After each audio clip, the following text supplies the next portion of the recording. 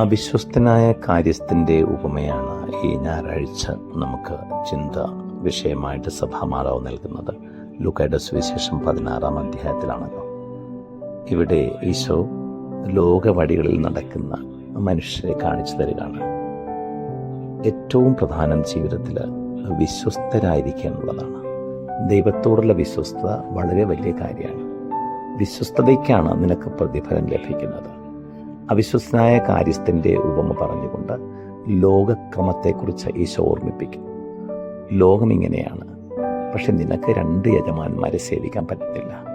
ഒന്നെങ്കിൽ നീ ധനത്തെ സ്നേഹിക്കും, നീ ലോകത്തെ സ്നേഹിക്കും, അല്ലെങ്കിൽ ദൈവത്തെ സ്നേഹിക്കും.